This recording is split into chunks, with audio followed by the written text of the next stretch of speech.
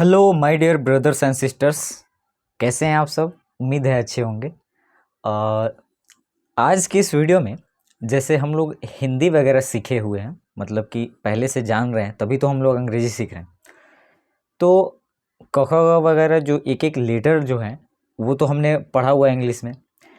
तो ठीक उसी तरह विदाउट मात्रा, इसमें मात्रा नहीं लगा हुआ है, दो यहाँ पे लेटर है उसको बन करके शब्द बना हुआ है और बहुत सारे शब्द मिल करके यहाँ पर वाक्य बने हुए हैं। तो इसको अगर अंग्रेजी लिपि में लिखना होगा, जैसे नल पर जल भर, तो अंग्रेजी लिपि का प्रयोग करके कैसे लिखेंगे। तो देखिए, हमने पहले से ये सब मतलब अंग्रेजी में है जो भी सीखा हुआ है, जैसे एन से न, है ना, एन से न और एल से ल।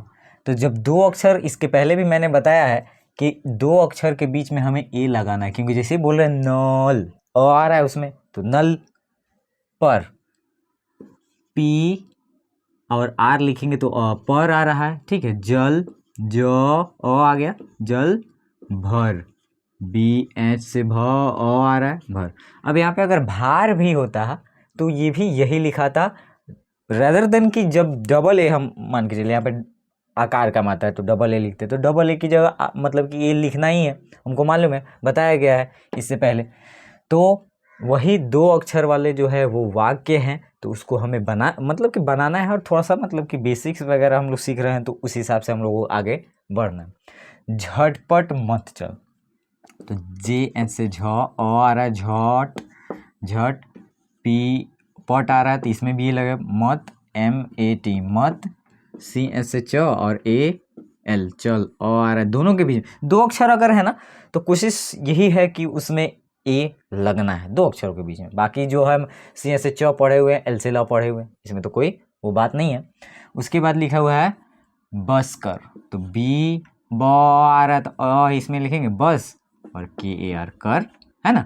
उसके बाद में लिखेंगे अब ए बी। अब यहाँ पे देखिए खुद ही अ है, तो अब वहाँ पे उसमें बीच में ए नहीं लगेगा। यहाँ पे दूसरा अगर रहता है, अगर मान चलिए यहाँ पे कोई दूसरा अक्षर रहता है तो हम लोग ए वहाँ पे और ऐड करते, लेकिन खुद ही ए है तो उसमें अ है, तो वहाँ पे कोई ज़रूरत नहीं है। कह लिखा हुआ है, कह, तो कह का पहले तो के लिख ले, अ आ रहा है तो कह, यानी दो अक्षरों के बीच में लगाना ही लगाना है, ठीक है।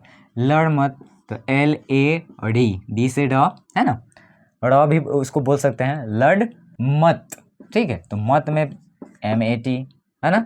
पल भर नहीं होता, पल भर की ही बात है, तो यहाँ पे लिखेंगे पल, पल आ रहा, बी एच से भ और भल, पल भर। उसके बाद में है नटखट मत बन, तो एन ए टी, नट, नट आ रहा है, खट, के एच ए टी, खट, नट खट, मत, मत बन, बी ए एन, है ना, नटखट मत बन। अब देखिए यहाँ पे टी से त भी होता है और ट भी होता है, तो उस हिसाब से मतलब कि प्रयोग करना है, यानी कि पढ़ते वक्त आखिर अगर इसको खत बोलेंगे तो भी यही लिखेंगे, अगर खत होता तो भी हम लोग खत ही लिखते। तो जो दो अक्षर वाले शब्द हैं जिनका वाक्य अगर बनाना है, लिखना है, तो उसमें ए लगना ही लगना है अगर लिखेंगे लिपि का प्रयोग, क्योंकि ये भी वही लिखा है पल भर, हिंदी में भी यही है, इंग्लिश में भी यही। लेकिन अगर ये पल भर ये भी है, ये भी है, तो दोनों में फ़र्क क्या, फ़र्क यही है कि दूसरा लिपि यानी कि रोमन लिपि हम लोग लिख रहे हैं, जो कि अंग्रेजी का है ना। तो यही सारी चीज़ें हैं। इसके बाद हम लोग तीन अक्षर वाले पर पढ़ेंगे, चार, और उसके बाद में जो छूटा वगैरह होगा उसके बाद फिर देखेंगे जैसे ये ख़त्म होता है तो फिर उसी हिसाब से।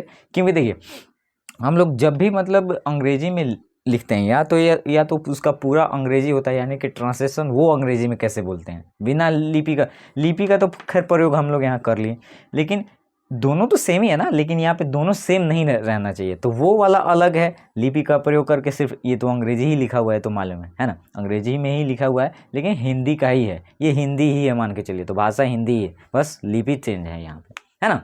तो ये तो मैंने पहले भी बताया हुआ है।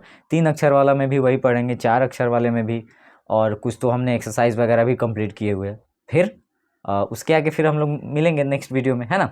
इस वीडियो में इतना ही, मिलते हैं नेक्स्ट वीडियो में, तब तक के लिए टेक केयर, बाय बाय।